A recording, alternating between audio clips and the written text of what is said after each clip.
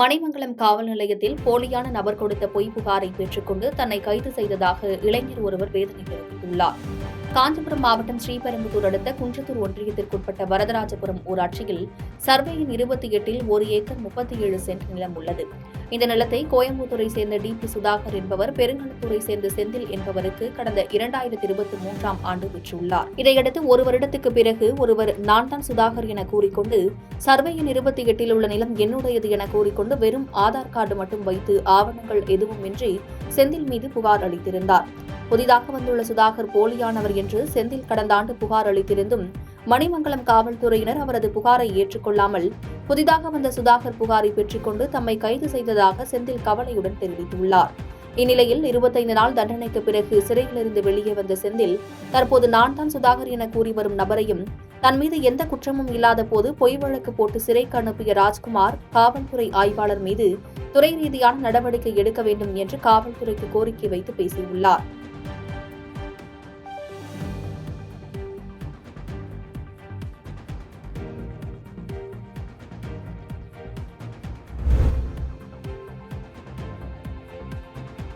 சங்கராபுரம் அருகே ஆம்னி வேனில் சென்று ஆடுகளை திருடி சென்ற தந்தை மகன் கைது செய்யப்பட்டனர். கள்ளக்குறிச்சி மாவட்டம் சங்கராபுரம் அருகே உள்ள உலகுடையாம்பட்டு கிராமத்தை சேர்ந்த தனசேகர் என்பவருக்கு சொந்தமான மூக்கனூர் கிராம எல்லையில் விவசாய நிலத்தில் உள்ள ஆட்டு கொட்டகையில் இருந்து 5 ஆடுகள் கடந்த மாதம் திருட்டு போனது தொடர்பாக சங்கராபுரம் காவல் நிலையத்தில் போலீசார் வழக்கு பதிவு செய்திருந்தனர்.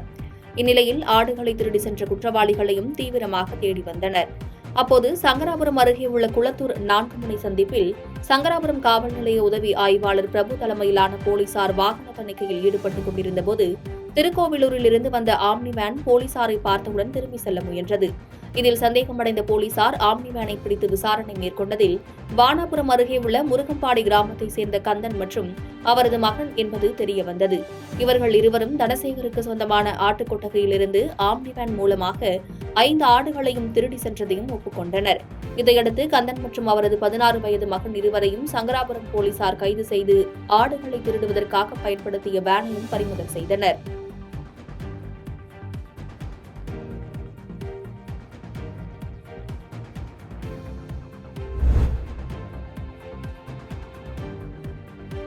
பொள்ளாச்சி அடுத்த கிணத்துக்கடவு அருகே சுரங்கத்துறை மண்டலம் பறக்கும் படை நடத்திய சோதனையில் அனுமதியின்றி கிராவல் கனிமம் கொண்டு சென்ற 4 லாரிகள் பறிமுதல் செய்யப்பட்டுள்ளது. பொள்ளாச்சி அருகே உள்ள கிணத்துக்கடவு பகுதியில் சேலம் புவியியல் மற்றும் சுரங்கத்துறை மண்டலம் பறக்கும் படை உதவி புவியியலாளர் சரவணன் தலைமையில் வாகன தணிக்கை நடைபெற்றது. அப்போது அந்த வழியாக வந்த 4 லாரிகளை அதிகாரிகள் நிறுத்தி விசாரணை நடத்திய போது லாரிகள் சாலை பணிக்கு கொண்டு செல்லப்படும் கிராவல் கனிமம் இருப்பதாக கூறியுள்ளனர். கிராவல் கனிமத்துக்கு நடைச்சீட்டு மற்றும் அனுமதி சீட்டு உள்ளதா என்று கேட்டபோது லாரி ஓட்டுநர்கள் தப்பி ஓடியுள்ளனர். சந்தேகமடைந்த அதிகாரிகள் லாரியை சோதனை செய்தபோது கிராவல் கனிமத்துக்கு அரசு வழங்கும் நடைச்சீட்டு அனுமதி சீட்டு ஏதும் இல்லாமல் இருந்ததைக் கண்டு 4 லாரிகளையும் பறிமுதல் செய்து கிணத்துக்கடவு போலீசாரிடம் ஒப்படைத்தனர். பின்னர் தப்பி ஓடிய ஓட்டுநர்களை தீவிரமாக தேடி வருகின்றனர்.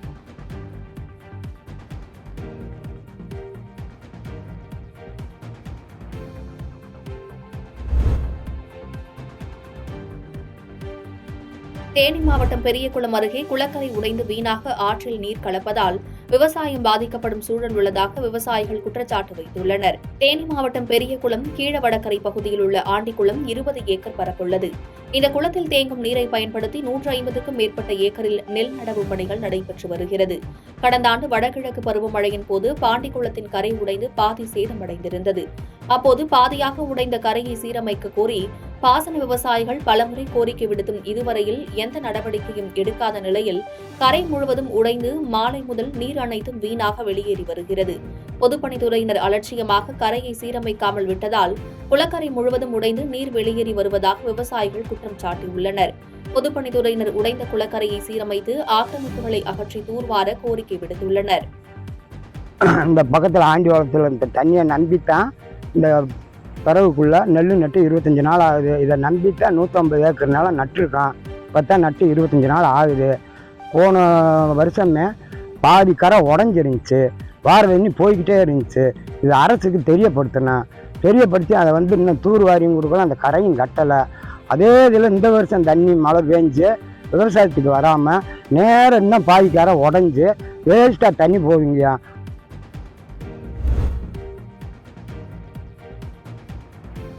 பழனியில் சபரிமலை ஐயப்பன் கோவிலுக்கு பக்தர்கள் செல்லும் சீசனை முன்னிட்டு ஏராளமான பக்தர்கள் 3 மணி நேரம் வரை காத்திருந்து சுவாமி தரிசனம் செய்தனர்.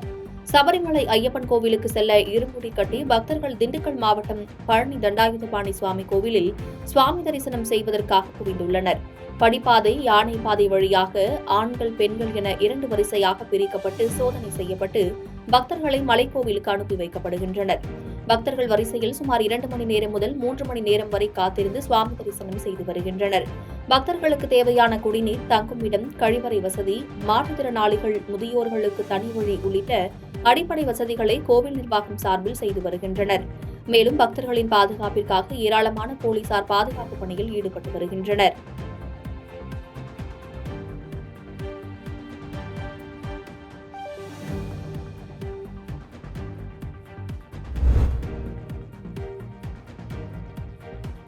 கோவையில் நடைபெற்ற முப்பெரும் விழாவில் மாவட்ட ஆட்சித்தலைவர் கிராந்திகுமார் பாடி கலந்து கொண்டு மாணவ மாணவியர்களுக்கு கல்வி உதவிகளை வழங்கினார். கோவை சோமையனூர் பகுதியில் செயல்பட்டு வரும் அரசு துவக்கப் பள்ளியில் உலக கழிப்பறை தினத்தை முன்னிட்டு புதிய கழிப்பறைகள் திறப்பு விழா, உயர்கல்வி பெற மாணவ மாணவியர்களுக்கு கல்வி நலத்திட்ட உதவிகள் வழங்கும் விழா மற்றும் மலைவாழ் மக்களின் தேவைகளுக்காக இலவச ஆம்புலன்ஸ் சேவை வழங்கும் விழா என முப்பெரும் விழா நேட்டிவ் மெடிக்கல் சேரிட்டபிள் டிரஸ்ட் மற்றும் NDTV டாடா அமைப்பின் சார்பாக நடைபெற்றது.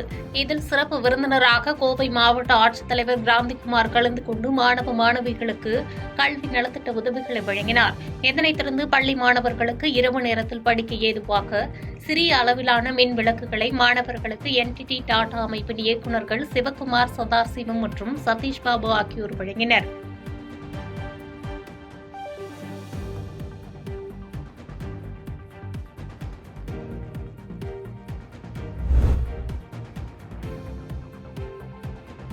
திருச்சி அருகே இறந்ததாக கருதி மயானத்திற்கு கொண்டு சென்ற மூதாட்டி உயிருடன் கண்விழித்த சம்பவம் அப்பகுதி மக்களிடையே பரபரப்பை ஏற்படுத்திய நிலையில் மூதாட்டி சிகிச்சைக்காக மருத்துவமனையில் அனுமதிக்கப்பட்டுள்ளார். திருச்சி மாவட்டம் வேலக்குறிச்சி மேட்டுப்பட்டி கிராமத்தைச் சேர்ந்த பம்பையன் என்பவரது மனைவி சின்னம்மாள் உடல்நிலை குறைவு காரணமாக தனியார் மருத்துவமனையில் அனுமதிக்கப்பட்டு சிகிச்சை பெற்று வந்தார். சிகிச்சை பெற்று வந்த அவர் இறக்கும் தருவாயில் இருந்ததால் உறவினர்கள் வீட்டுக்கு அழைத்து சென்ற நிலையில் மூச்சு வீச்சு இல்லாத சின்னம்மாள் இறந்துவிட்டதாக கருதி அவரது உறவினர்கள் மயானத்திற்கு கொண்டு சென்றனர். அங்கு அவருக்கு இறுதி சடங்கு ஏற்பாடுகள் செய்யப்பட்ட நிலையில் திடீரென இறந்ததாக கருதப்பட்ட சின்னம்மாள் கண்விழித்த சம்பவம் பரபரப்பை ஏற்படுத்தியது. தொடர்ந்து சந்தோஷத்தில் திகைத்த உறவினர்கள் ஆம்புலன்ஸ் மூலம் திருச்சி அரசு மருத்துவமனைக்கு கொண்டு சென்று சிகிச்சைக்காக சேர்த்தனர்.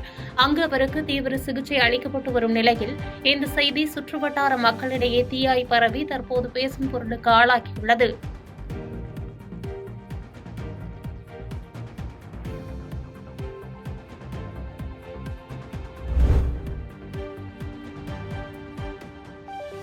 மதுரையில் இந்திரா காந்தி சிலைக்கு நாடாளுமன்ற உறுப்பினர் மாணிக்கம் தாக்கூர் மாலை அணிவித்து மரியாதை செலுத்தினார். சுதந்திர இந்தியாவின் முதல் பெண் இந்திய பிரதமர் இந்திரா காந்தியின் பிறந்த நாளை முன்னிட்டு மதுரை மாநகர் மாவட்ட காங்கிரஸ் கமிட்டி சார்பில் மதுரை நேதாஜி சாலையில் உள்ள இந்திரா காந்தி திருவுருவ சிலைக்கு விருதுநகர் நாடாளுமன்ற உறுப்பினர் மாணிக்கம் தாக்கூர் தலைமையில் மலர் மாலை அணிவித்து மரியாதை செய்யப்பட்டது. இந்நிகழ்வில் காங்கிரஸ் நிர்வாகிகள் திரளானோர் கலந்து கொண்டு சிறப்பித்தனர்.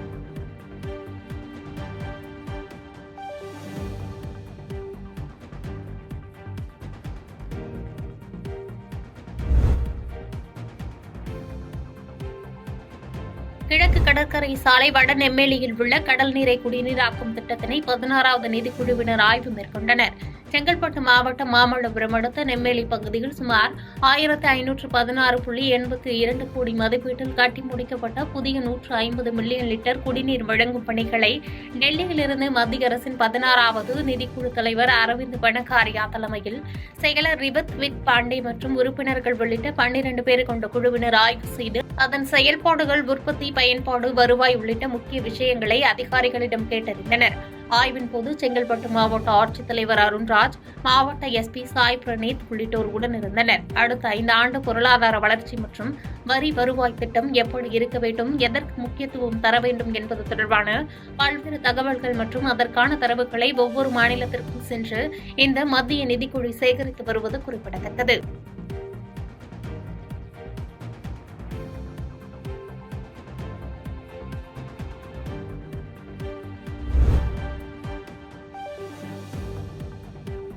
உணவு சூடாக இல்லை என வாடிக்கையாளர் கடையில் இருந்த கார்டு ஸ்வைப் செய்யும் மிஷினை தூக்கி கீழே போட்டு உடைக்கும் சிசிடிவி காட்சிகள் வெளியாகி பரபரப்பை ஏற்படுத்தியுள்ளது. சென்னை கிண்டி அர்பன் ஸ்கொயரில் அமைந்துள்ள கடையில் மோமோ சாப்பிட வாங்கிய நபர் உணவு சூடாக இல்லை என கடை ஊழியரிடம் வாக்குவாதத்தில் ஈடுபட்டார். ஒரு கட்டத்தில் கோபமடைந்த வாடிக்கையாளர் அங்கிருந்த டெபிட் கார்டு மிஷினை தூக்கி கீழே எறிந்து சேதப்படுத்தியுள்ளார்.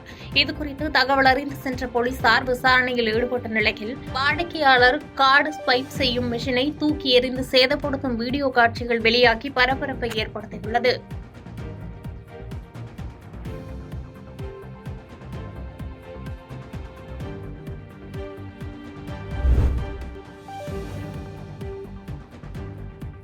நாமக்கல்லில் குழந்தைகள் பாதுகாப்பு விழிப்புணர்வு நிகழ்ச்சி மாவட்ட ஆட்சித்தலைவர் உமா தலைமையில் நடைபெற்றது.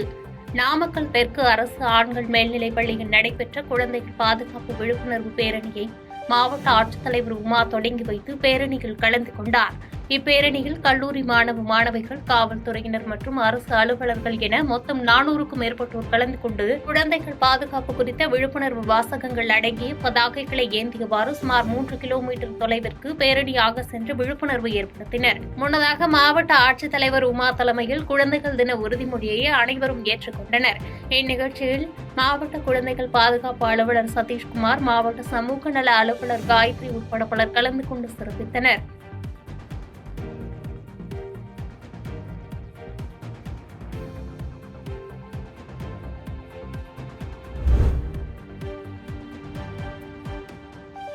திருச்செந்தூர் சுப்பிரமணிய சுவாமி கோவில் யானை தாக்கி வாகன் உட்பட 2 உயிரிழந்தது தொடர்பாக கோவில் காவல் நிலைய போலீசார் இயற்கைக்கு மாறான மரணம் என வழக்கு பதிவு செய்து விசாரணை மேற்கொண்டு வருகின்றனர். தூத்துக்குடி மாவட்டம் திருச்செந்தூர் அருள்மிகு சுப்பிரமணிய சுவாமி திருக்கோவில் யானை தெய்வானை தாக்கியதில் யானை வாகன் உதயகுமார் மற்றும் அவரது உறவினர் சிசுபாலன் ஆகிய 2 உயிரிழந்தனர். இந்த சம்பவம் குறித்து மாவட்ட வன அலுவலர் ரேவதி ரமணன் நேரில் சென்று கோவில் யானை மற்றும் அங்குள்ள சிசிடிவி காட்சிகளை பார்த்து விசாரணை மேற்கொண்டதை தொடர்ந்து கோவில் கண்காணிப்பாளர் வெங்கடேஷ் அளித்த புகாரின் அடிப்படையில் திருச்செந்தூர் கோவில் காவல்துறையினர் இயற்கைக்கு மாறான மரணம் என வழக்கு பதிவு செய்து விசாரணை செய்து வருகின்றனர். மேலும் உயிரிழந்த சிசுபாலன் யானையிடம் செல்போனில் செல்ஃபி எடுக்க முயன்று யானையை தட்டி கொடுத்ததாகவும், அப்போது கோவிலில் யானை திடீரென சிசுபாலனை தாக்கியுள்ளது. மேலும் இதை தடுக்க முயன்ற யானை பாகன் உதயகுமாரையும் தாக்கிக் கொன்றதாக போலீசாரின் விசாரணையில் தெரியவந்துள்ளது.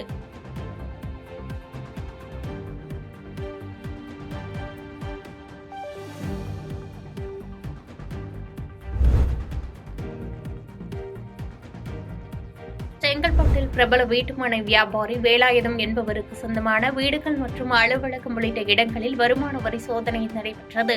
செங்கல்பட்டு மாவட்டத்தில் பாலூர், வில்லியம்பாக்கம், திருக்கழுகுன்றம் உள்ளிட்ட பகுதிகளிலும், காஞ்சிபுரம் மாவட்டம் உத்தரமேரூர் பகுதியில் வேலாயுதம் என்பவர் வீட்டுமனை விற்பனை செய்து வந்துள்ளார்.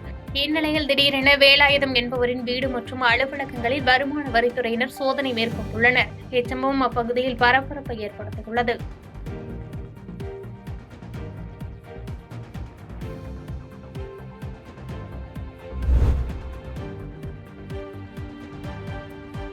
மகளிர் முன்னேற்றத்திற்கு அதிக முக்கியத்துவம் அளிக்கும் அரசாங்கமாக திமுக செயல்பட்டு வருகிறது என்று அமைச்சர் KKSSR ராமச்சந்திரன் பேசியுள்ளார். விருதுநகர் மாவட்டம் அருப்புக்கோட்டை ஊராட்சி ஒன்றிய பகுதிகளில் சுமார் 1 கோடி மதிப்பிலான புதிய திட்டங்களுக்கு அடிக்கல் நாட்டி முடிவடைந்த வளர்ச்சிப் பணிகளையும் வருவாய்த்துறை அமைச்சர் KKSSR ராமச்சந்திரன் துவக்கி வைத்தார். தொடர்ந்து நிகழ்ச்சியில் உரையாற்றிய அமைச்சர், மகளிர் சுய உதவிக்குழு கடனை சரியான முறையில் கட்டுபவர்கள் பெண்கள்தான் என்று புகழ்ந்து பேசியதோடு, மகளிர் முன்னேற்றத்திற்காக திமுக அரசு அதிக முக்கியத்துவம் அளிப்பதாக தெரிவித்தார். மேலும் மக்களுக்கு தேவையான அனைத்து வசதிகளும் திமுக செய்து வரும் நிலையில் திமுக அரசுக்கு ஆதரவாக மக்கள் உறுதுணையாக இருக்க வேண்டும் என கேட்டுக் கொண்டார்.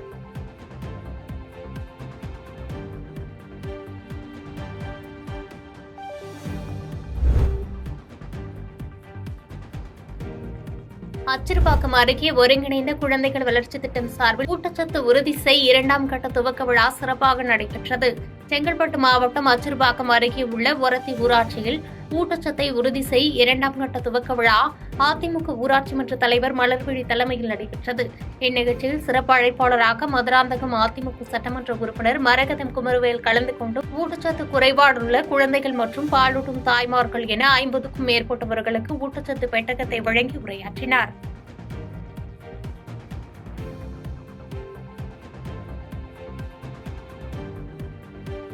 பாதகம் செய்பவரை கண்டால் நாம் பயங்கொள்ளலாகாது பாப்பா.